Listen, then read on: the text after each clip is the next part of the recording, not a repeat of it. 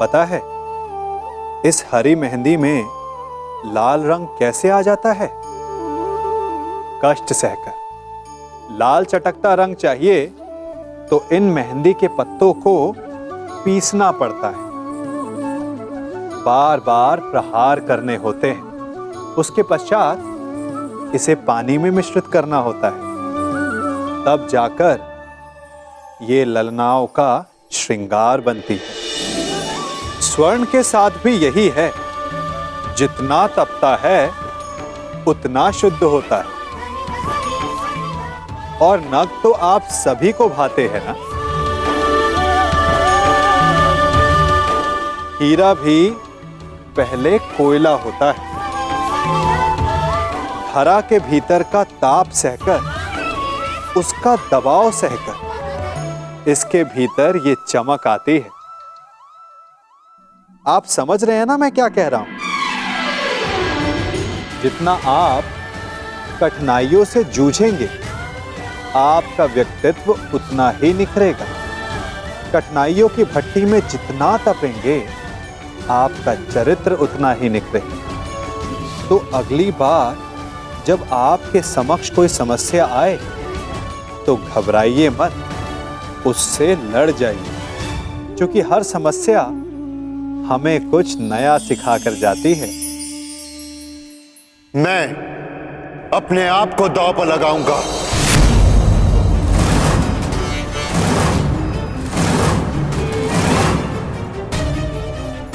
नहीं ज्येष्ठ, दांव पर मैं लगूंगा।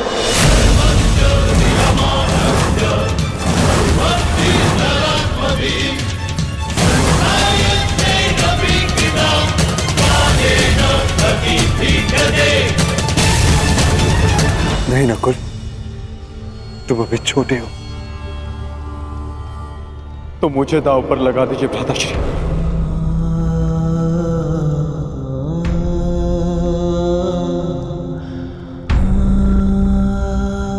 एक अवसर मुझे दीजिए। सही कहा था मामा श्री ने, पिता की अनुपस्थिति में बड़ा भाई ही पिता होता है। पर मुझे तो एक पल भी ऐसा स्मरण नहीं होता जब आपने मेरा पालन ना किया हो, मुझे प्रेम ना किया हो। हर पल आपने अपना कर्तव्य निभाया है ज्येष्ठ। आज मुझे अपना कर्तव्य निभाने दीजिए। नहीं अनुज, अगर कोई दांव पर लगेगा तो वो मैं। नहीं भ्राता, यदि दांव में मैं हार गया तो आप मुझे युद्ध करके छुड़वा लेंगे, परंतु यदि आप हार गए तो मैं आपको नहीं छुड़वा पाऊंगा भ्राता।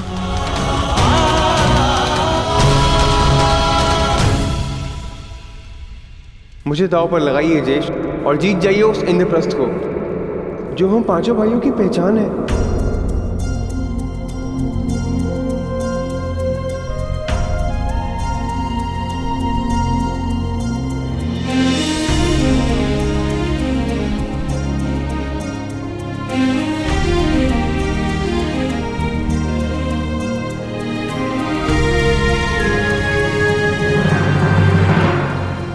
मैं अपने अनुज नकुल को दांव पर लगाऊंगा।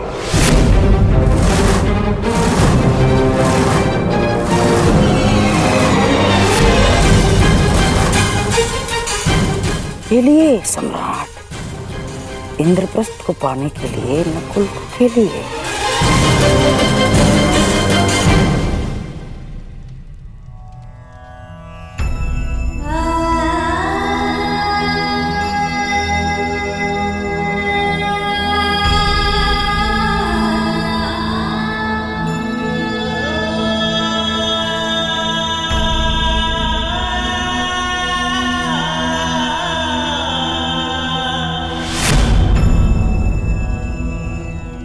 तो बोलिए सम्राट, अब एक और है नकुल और दूसरी ओर दुर्योधन ने जीती हुई सारी संपत्ति।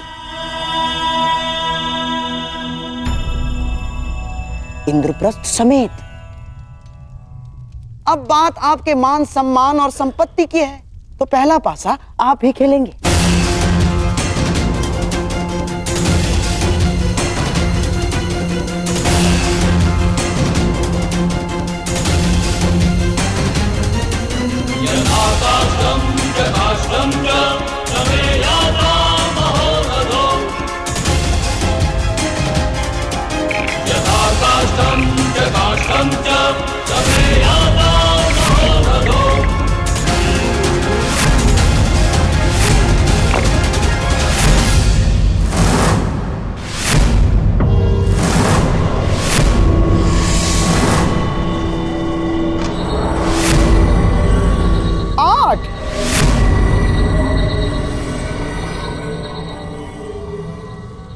अब देखते हैं कि मेरे दुर्योधन के भाग्य में क्या लिखा है।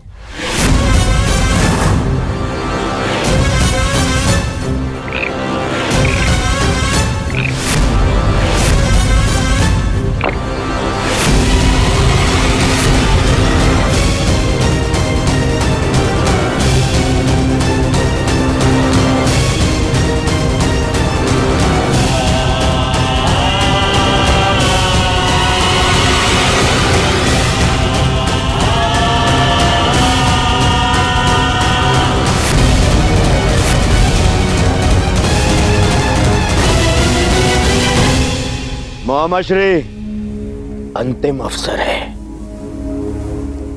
मुझे 12 चाहिए मामाश्री। दुर्योधन, पासे तो भाग्य के अधीन होते हैं। अब देखते हैं तुम्हारे भाग्य में क्या लिखा है।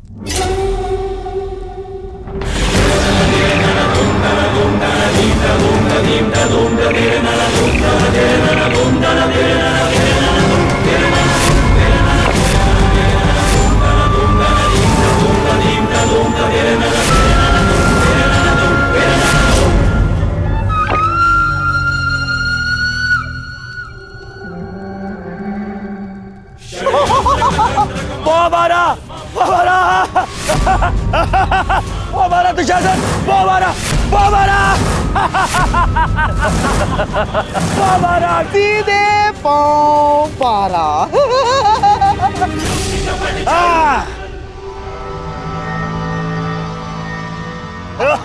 बधाई हो मेरे होने वाले सम्राट। ये पांडव नकुल तुम्हारा दास है। हाँ मामा,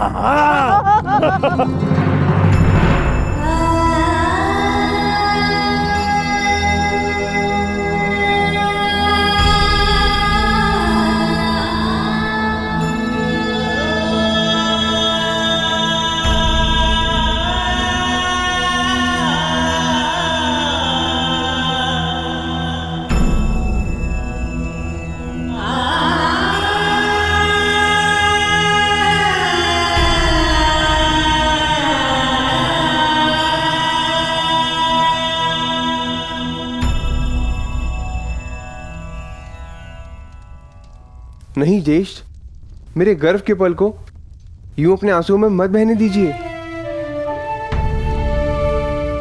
मेरे लिए ये गर्व की बात है कि मैं अपने भाई के मान के काम आ सका।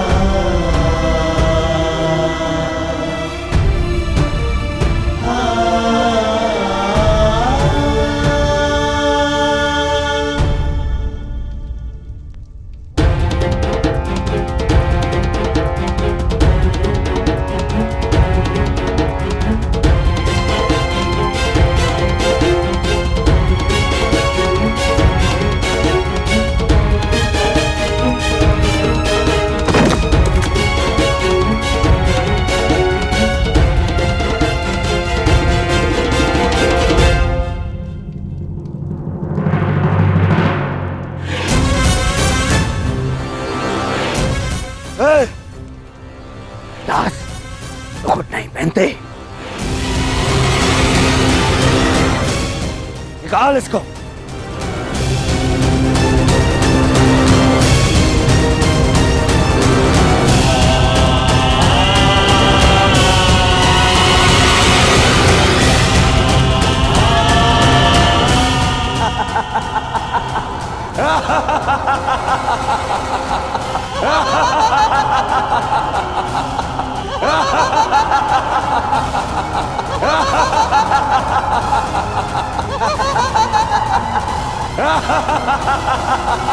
कैसी सभा है ये और कैसा खेल है जिसमें एक भाई को दूसरे भाई का दास बनाकर बिठा दिया गया है।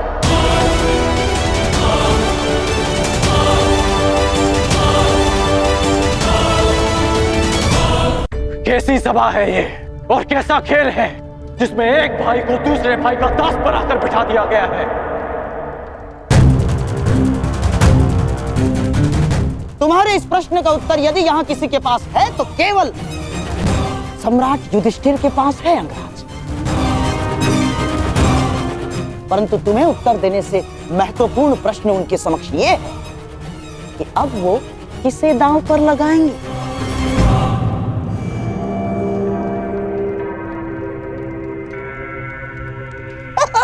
समझ गए अंगराज?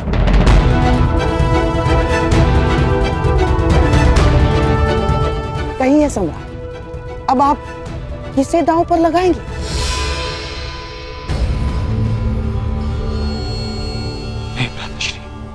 नहीं ज्येष्ठ, अब और नहीं। सोच लीजिए सम्राट, एक और दांव। यदि आप जीते तो ये हारी हुई संपत्ति सारी आपकी और आपका ये भाई दास नकुल भी। निर्णय आप पर है।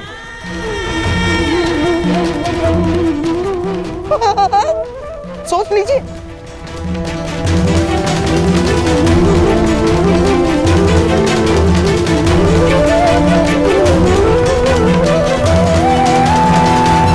मैं दांव पे लगता हूं।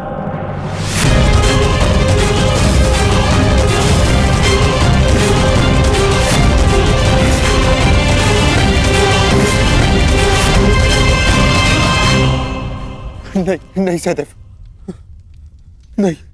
ज्येष्ठ, ये दाव इंद्रप्रस्थ को पाने के लिए नहीं, अपने अनुज को पाने के लिए खेली। नहीं। एक उंगली अगर दास बने तो शेष सारी उंगलियां स्वतंत्र कैसे रह सकती हैं ज्येष्ठ?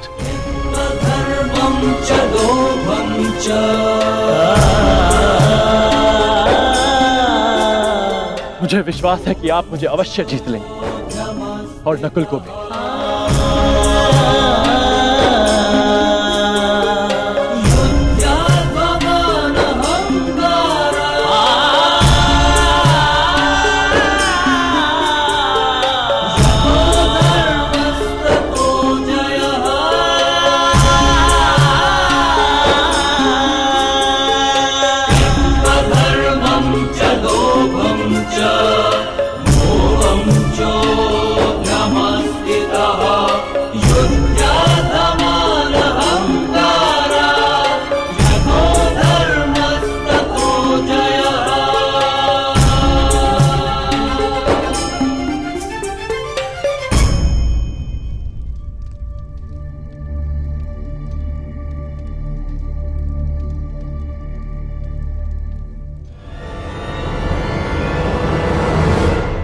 बंद करो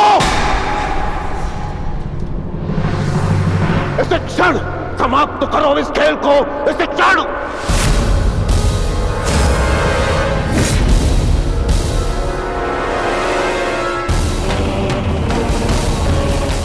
कैसा दुर्भाग्य जुड़ गया है हस्तिनापुर के साथ, कैसा दुर्भाग्य। अरे कुरुवंश के दो राजकुमार, उन्हीं का भाई उन्हें उनका दास बना रहा है। अरे क्या ये वही कुरुवंश है जो अपने भाई के अधिकार के लिए महामहिम अभी तक जीवित है? क्या ये वही कुरुवंश है? क्या महाराज पांडु अपने राज्य, अपने पुत्रों को अपने भाई के विश्वास पर छोड़कर चले गए थे? आचार्य, नियम ये है कि कोई भी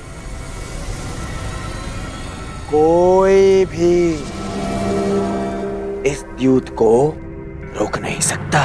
सम्राट नियमों से बंधे हुए हैं, महामहिम भी नियमों से बंधे हुए हैं, परंतु मैं नहीं दुर्योधन। मैं तुम्हारा गुरु द्रोण हूं और मैं तुम्हें आदेश देता हूं कि अभी से क्षण इस खेल को बंद कर दो। आप अपनी शिक्षा का मूल्य, अपनी अपनी गुरु दक्षिणा ले चुके।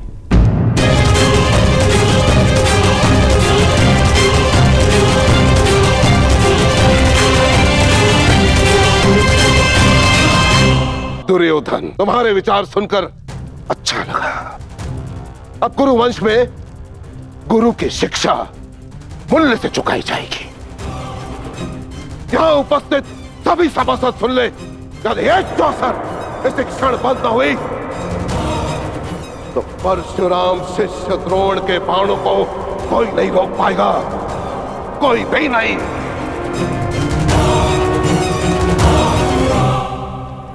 मैंने कहा था ना, इन्हें यहां मत बुलाओ। क्यों बुलाया आपने ने यहाँ? बन गए ना ये यहाँ पे बाधा। तुम भूल रहे हो दुर्योधन, इस बाधा के उपचार को भी मैंने साथ ही में आमंत्रित किया है।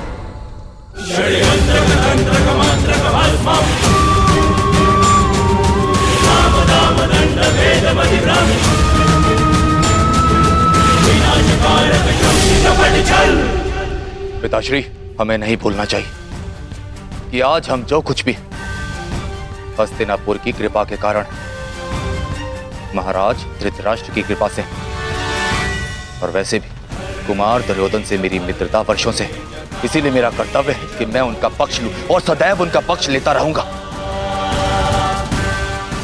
जब तक पांडव जीत रहे थे आप शांत बैठे रहे, और जब कुमार दुर्योधन की विजय प्रारंभ हुई तो आप तिलमिला उठे।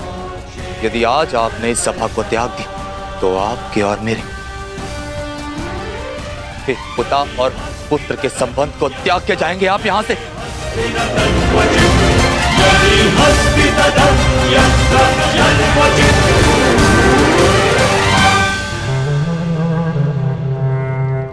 आचार्य द्रोण, अब आप इस सभा में रुके हैं अपनी इच्छा से, अर्थात अब आप इस सभा के सभासद हैं और नियम अनुसार सभा के समाप्त होने तक आप नहीं उठेंगे, अन्यथा आप दंड के पात्र होंगे।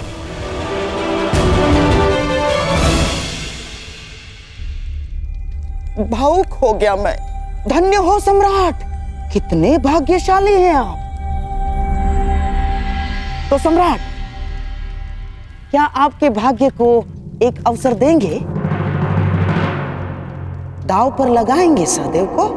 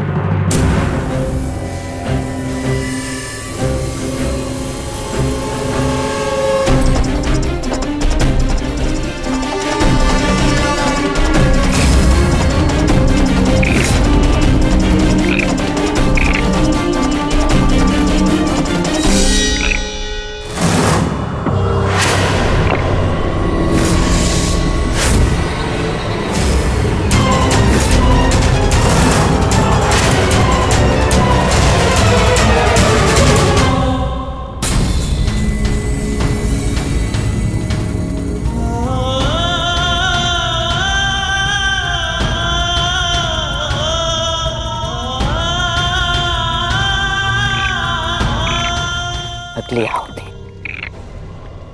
माद्री पुत्र सहदेव की।